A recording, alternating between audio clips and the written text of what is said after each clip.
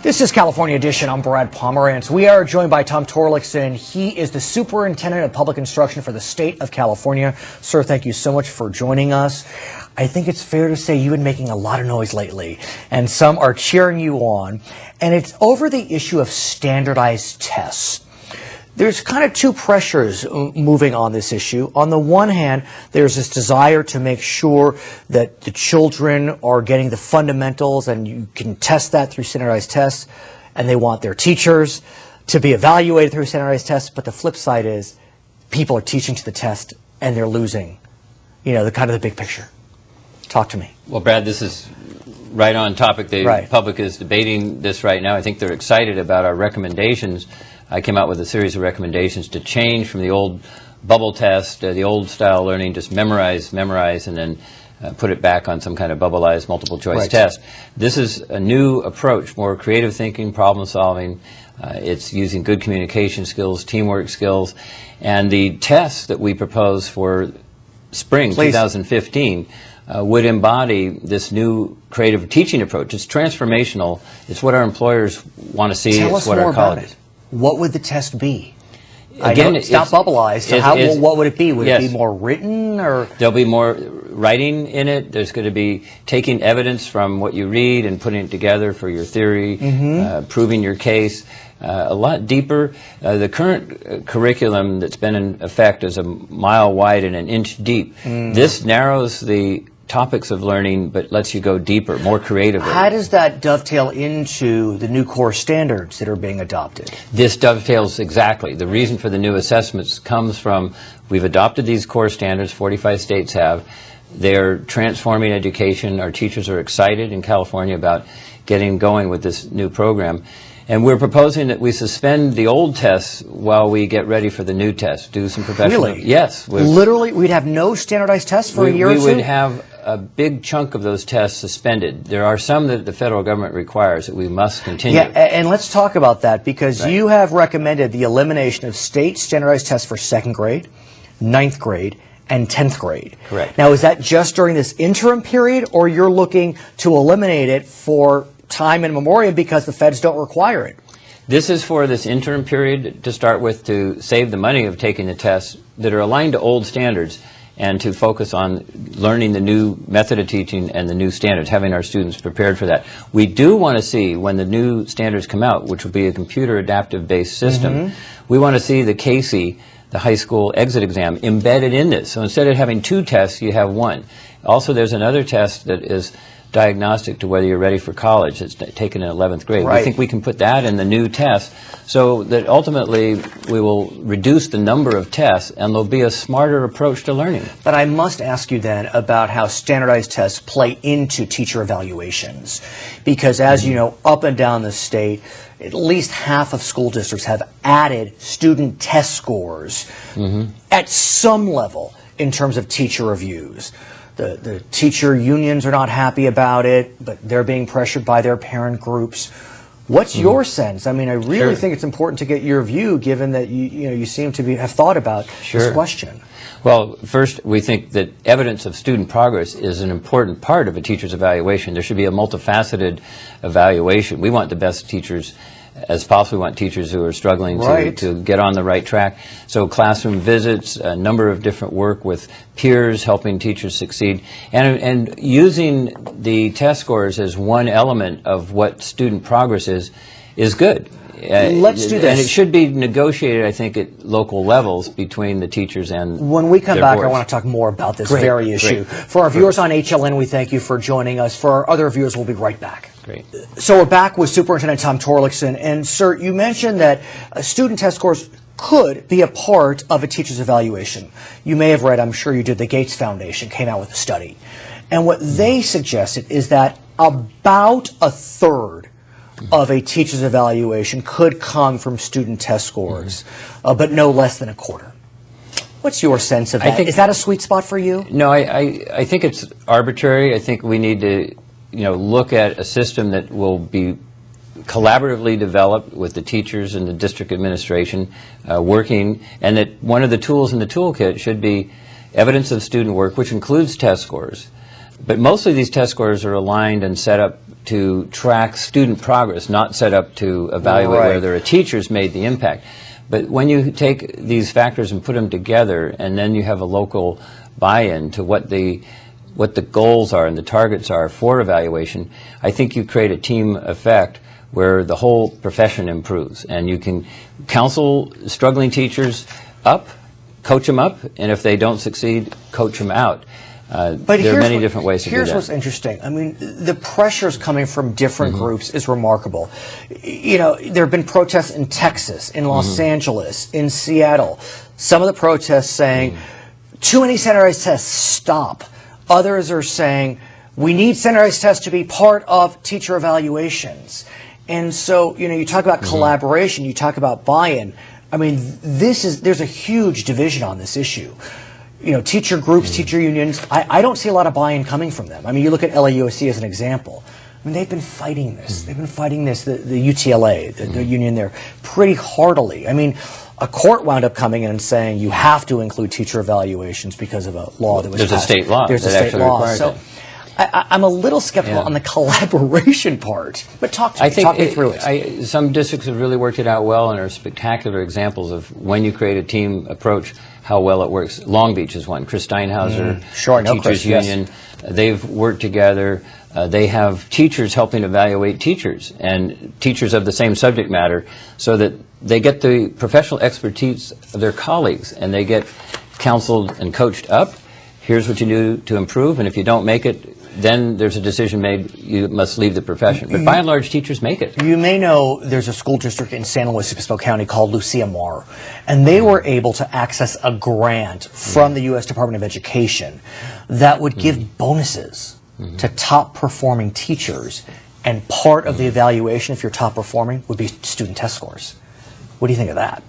I'm skeptical. I think bonuses and, you know, trying to outdo each other rather than collaborate and share with each other is a wrong direction. It doesn't really motivate teachers to share their best practices. I see the schools that are most successful taking test scores, taking data that they use to help a student improve their learning, taking that data and using it to determine the best practices, the best way to reach students. Maybe it's third grade studying fractions, maybe it's high school chemistry.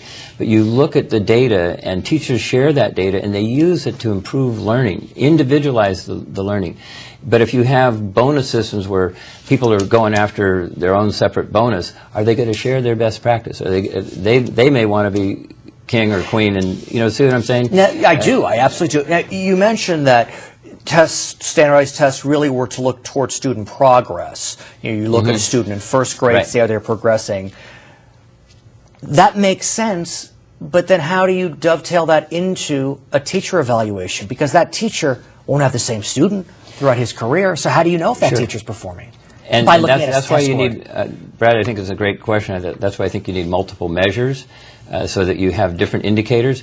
What some districts have worked out is that the test scores can be diagnostic of your students in your class with the similar demographics of students in another class. They're far behind according to the test scores. Here's what we need to do in 3 months you should be here, in 6 months you should be here, and your scores and your students should be doing better in these areas. And they use it as a tool to help guide the teacher's improvement. And peers may help, the administration may help. So where do we stand in our final moments on your recommendations for a new standardized test come 2015? Well, again, it's an exciting time. This document is our report on recommending the new assessment system. It's in the form of a bill. It must be adopted by the legislature, signed by the governor. I'm hopeful that this progressive approach will work. Okay. His name is Tom Torlakson. He is the Superintendent of Public Instruction for the state of California. My name is Brad Pomerance. This is California Edition. Upon graduation from high school, how many days will California students have spent taking standardized tests? 25, 28, 30, or 32? Throughout their public school careers, California students will have spent 28 days taking standardized tests. This is California Edition. I'm Brad Pomerance. We are joined by the GOP leader of the California State Senate. His name is Bob Huff. Sir, thank you so much for joining us. I want to speak with you about education. I am a parent of elementary school children, and I know that I and other parents are often surprised by a certain rule that is the law of the land, and it's known as last in, first out. And what that rule says is that if there needs to be layoffs, the newest teachers are the first ones to be terminated, regardless of any other factors. Right. Explain the background behind that policy and whether that policy is subject to change.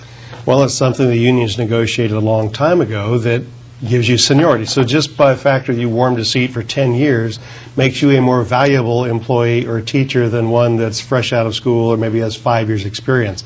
At the end of the day, there's nothing about how effective a teacher is. It's solely determined on how long they've been in the classroom. Right. And so you have a bill, it's SB 453, that would reform last in, first out. Give us some of the particulars. Yeah, the main thing is that it would allow teacher performance or pupil performance to be part of multiple measures of how you would assess a teacher, but it wouldn't just be that it's only how long you've been sitting in the saddle there. Sure. Because it's literally illegal to fire a teacher or let a teacher go other than that way. You can't grade them on performance. It's interesting because I know that last year, I think it was in Los Angeles County, there had been a settlement which would have bypassed that type of seniority rule in 45 schools. The court nullified the settlement because of what you just described. Yeah. They looked at the law and said, we can't do much. Right. And so what's interesting, though, about your bill is you're not saying that you should completely eliminate last in, first out. It should be part of the calculation. Right. If you can't assess who's actually doing a good job when you're making the decision of which teacher you retain or which one you let go, you're doing a disservice to the students. At the end of the day, the system has been benefiting the adults. The students have been left behind. It is said that it's estimated between 8 and 12%. If we could just replace the bottom 8 to 12%, call it 10%, we could bring our level of education in California up to that of Canada and Finland, which are the holy grail of the education community. Now, would the bill have to look forward because there are collective bargaining agreements in place that enshrine last in, first out, or could it upset those collective bargaining agreements, if you know? Well, if you have state law, I think it could upset that, at least when they come up for the next time around. Right. So, I mean, collective bargaining is a very powerful tool to accomplish, what you need to get done, but it's set within the framework of state law. At the same time, I do want to, I'm digressing a bit, but as you know, there's been a big movement to include standardized tests as part of a teacher evaluation. Does this bill address that at all? Because that is, the next big thing is we need to include test scores.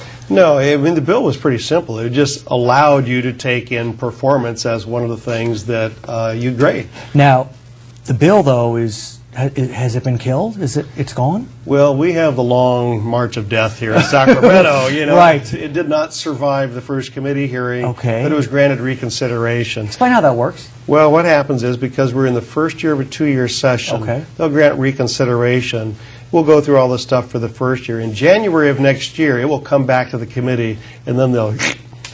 Well, I mean, you suggest that they'll, but is Well, it... most likely that's what happens. Well, yeah. but honestly, though, I mean, is there not a way to work with your Democratic colleagues to move look, I don't want to take a position, but some could argue a common sense approach like this forward.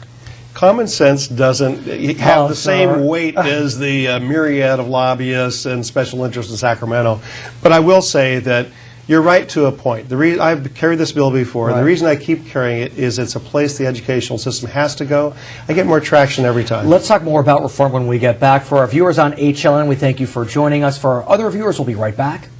So is this bill, sir, getting that kind of heat that even though you're carrying it year after year, you're chipping away? Yes. I mean, this last time I had a lot of different groups in support that have not been there before. I had Mayor Antonio Villaraigosa supporting it as from well. Los Angeles. And he's been a big advocate of this for quite some time. Right. So you had like 30 young teachers or former teachers that were out in the audience supporting my position as well. So it's not just some crazy Republican guy, and say, hey, we think this policy makes a lot of sense for the kids that we're trying to educate. I want to also talk about another bill of yours, and that deals with, we'll call it parent empowerment. Is that kind of a school choice bill? Is that what that bill is focused upon? Well, actually, the parent empowerment was, it's sort of choice, but it's a back door to choice. It Please. was originally part of the Race to the Top. President Obama did. Then Chair of Senate Education Gloria Merrow and I were joint authors in some of the Race to the Top legislation. Okay. And so one of the provisions of that allowed 75 schools, up to 75 schools, to circulate a petition, and if the parents could get 50% plus one of the parents of the school to sign a petition, there were 7 different options they could do to basically direct the outcome of that school. In fact, they could take over the school. And so there's 3 different school districts that have done that out of the 75. What my bill this year would do is make a larger pool of qualified schools that could become one of those 75 schools. I know there was a lot of controversy in one school district. I feel like it was Compton or somewhere in the Los Angeles County area. There's actually 2 of them. One was Compton, the other was in Adelanto in the high desert. Right, and the question was, did they really reach the 50%, or were there some type of shenanigans? But what that demonstrates, whether you support the parents or not, is that this is a heated issue. I mean, there's a lot of steam behind this whole notion of parents getting involved, converting to charters, or whatever it may be. That's true. And it's heated because the most dominant special interest in Sacramento, and people don't really realize this, are the teacher unions. They represent the adults. There's nobody out there really representing the kids. And a lot of others that say they represent the kids really don't. So although I wonder if that influence, we'll call it, is waning, especially on questions like standardized tests, teacher evaluations, including standardized tests. I mean, parents are really speaking loud and clear on at least that one issue. And so is the pushback, and I'm not coming, I don't want to dump on the teachers' unions, but all I'm saying is, do you feel as if the field is a little less bumpy, maybe? Well, my shock absorbers may be broken. It well still stated, feels good metaphor. It still feels kind of bumpy out there. Let's talk more, though. The bill you just mentioned, which is SB 452, dealing with parent empowerment. You mentioned Race to the Top. That was a funding mechanism that the federal government was offering states. California didn't do so well. We made applications for it. We were denied time and time again, in large part because we were unwilling to make the reforms like ones you've suggested. Well, and there again, it was the teacher unions that were driving the opposition against those reforms. Even though we could have gotten $300, $400, $500 million from the federal government, at that point they said, that's not enough money to make it significant.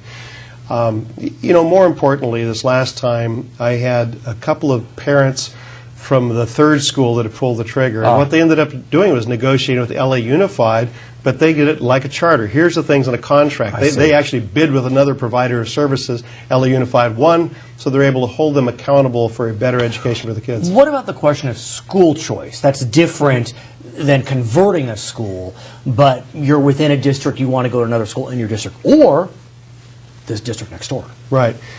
That was one of my bills that would just open it up. They're publicly funded. Why not let them go into another district that maybe has a higher test score? Maybe they've got a different kind of board that has different priorities. But at the end of the day, empowering parents to get involved in their education, we want them to do that. But if they can get there to a school, then they can go there. Right. Seems to make sense. I know that school districts they at least appear to be more willing to engage in intra-district transfer. It's the inter-district transfers that become trickier. And is that what your bill 451 is looking to do, is ease the burden of inter-district transfers? Correct, because some of them will do within their own boundaries. Right. You can choose which school you want to the degree there's space. This would allow them to go into a different school district without the district where they live saying, no, you can't go. Because that happens today. That happens today. And it's an issue of dollars and cents. Absolutely. It's all about the money that follows the kids. And that bill was also died a death. Exactly. Is it coming back in January? It'll come back in January. As will the parent empowerment bill? They'll all come back. Well, we're hoping for a good 2014, is that right? Absolutely. Okay, his name is Bob Huff. He is the GOP leader in the California State Senate. My name is Brad Pomerance. I want to thank you for watching California Edition. How many categorical programs would be impacted by Governor Brown's proposed changes to the local control funding formula? Governor Brown's proposal would permanently eliminate bureaucratic requirements associated with 40 to 50 categorical programs. Welcome back. It's California Edition. I'm Brad Pomerance. We are now joined by Conway. She is the GOP leader in the California State Assembly. And I want to speak with you about education. I know that quite often a family will choose to send their child to a school that's not necessarily in their neighborhood. It'll be a public school on the other side of town, but within the same district. But now there's been a move to consider what we know as inter-district transfer to a different district, not within an intra-district transfer. You have a bill that deals with that. Tell us about it. I do. I think that there's many opportunities in life for some. There isn't always that same opportunity for others. And so, depending on the challenges of the school district itself, for some parents, they don't have the ability to pick up and move their family so that they can get to a school district that they think is more suitable for their child. And this bill would just be a vehicle to help those. It's not something that we envision every single person will want to do. Of course. But under certain circumstances, it really makes sense. And so the parents can really feel comfortable about the education and be in a place where they feel that their children can not only survive but thrive. And currently, there's a big move to allow intra-district transfers. Yes. But when a family wants to move to another district, they have to ask the district they're leaving to allow the departure.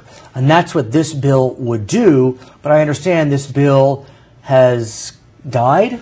Is that a fair way to say it, Madam? That would be, yes, Leader? the very correct way to say it, yes. But you are looking to bring it back. Yes, we are. It's not, it's too important to too many parents. Too many people have told us it's important to them. And what's interesting is, in a lot of ways, one could argue that this bill would benefit, I guess I'll call it Democratic constituencies.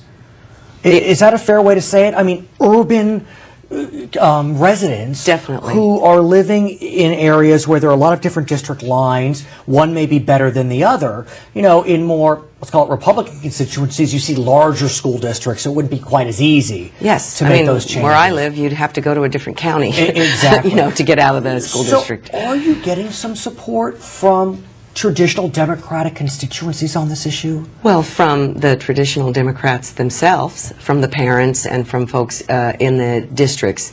A more difficult sell was obviously to the legislative Democrats represented up here. And that also begs the question as it relates to a proposal presented by the governor dealing with the way education is funded. Yes. He's looking to change the funding formula whereby school districts would get more money per pupil if that pupil is ESL, foster care, or economically disadvantaged, but there's also a concentration grant. They'd get another kicker if that school district has 50% or more in those categories. It's also kind of creating this scenario whereby where you live matters so much in terms of funding. What's your sense of that proposal? Well, I think the governor believes it's, he calls it social justice, and that, he will fight for that. But speaking of fights, I mean, the way I see, the scenario I see is that this is not a partisan fight. It's not a Republican versus Democrat fight. It's more of a regional or area type fight. So I think you will see Republicans and Democrats on both sides of this argument. I think you're right. I mean, and we see it now because when we look at who will be positively impacted by the funding formula change and will be negatively impacted, it's not quite as obvious. It's not as if that every urban district that's struggling will benefit and every suburban district will not. It gets a little more dicey, and I want to talk more about it when we come back. Okay. We're speaking with Connie Conway. She's the GOP leader of the California State Assembly. For our viewers on HLN, we thank you for joining us. For our other viewers, we'll be right back. So let's talk about winners and losers in this local control funding formula debate. What's most interesting is you look at Oakland, for example. Yes. The governor's home. You would think intuitively that Oakland, a challenged urban center, would benefit from kickers for challenged students, yet it wouldn't. Right. I mean, the analysis says that Oakland would actually lose. And so it really isn't as obvious as you would think. Yeah. So what are you hearing from your constituents, from your constituencies about giving kickers to school districts that are educating more challenged students? Well, it's interesting. If you talk to the schools or school administrators or those that run the schools, they have one opinion, but you may speak to parents and they may have another, and the parents are the taxpayers. Right, absolutely. Or maybe even though the taxpayers aren't all parents, but right. Taxpayers would have one view. you're going to take my tax dollar and shift it to another place in California where it will benefit some students that I'm not directly connected to, is one argument, and yet the administrators on the other side are like, yes, we like this because we need it. And there's no doubt, and I'm sure you would agree, that when you are educating ESL students, economically disadvantaged, there are more challenges. Right. And so it's not uncommon to have some additional dollars flow for those students. But the question is, does it necessitate a 35% kicker, as the governor's proposed, per pupil, and then that additional 35% as a concentration grant? Well, as I always say about Sacramento, everything in life is negotiable. Right. So it will see how forceful the governor wants to be on that, or if the governor would consider it a victory if he still got this formula to happen, but it wasn't funded at 35%. Maybe it goes to 20, or maybe it's 10, or whatever that number is. And as I'm sure you know, the Senate Democrats came out with a proposal where they didn't include the concentration grant. They were focused on following that pupil. So, like you said, this is not necessarily a partisan issue. At the same time, a lot of folks are saying, wait a second, we got to get ourselves back to the funding levels of pre-recession before we start giving kickers. So is that part of the discussion? Is that part of the debate? What happens is everything's on the table. Right. And, you know, as they always say, if you're not at the table, you're what's on the menu. Right. So, well stated. I like it. So I think there'll be extreme discussion on this issue. It's starting, but it's not the focus. We're busy with a few other little things that are occupying our minds today. Okay. But with the budget coming up, the May revise will be happening, and then budget due in June, and all of this happening. It'll be very interesting to see. I want to continue the conversation on parents and parent, I'll call it choice at a certain level. In Southern California, there have been a few school districts, Adelanto in the Inland Empire, Compton, right in the heart of Los Angeles County, Los Angeles itself, where parents have been petitioning to take some form of control of their local schools, be it converting to charters. Very contentious, a lot of finger pointing about whether the vote was fair. Putting that aside for a second, you have a bill, I spoke with Senator Huff earlier, had a similar bill, that looks to create more empowerment for those parents to take control of the local schools. Talk to us about yours. You know, it just seems like such a basic right that the parents should have a say in their child's education. And right now, currently the law allows this.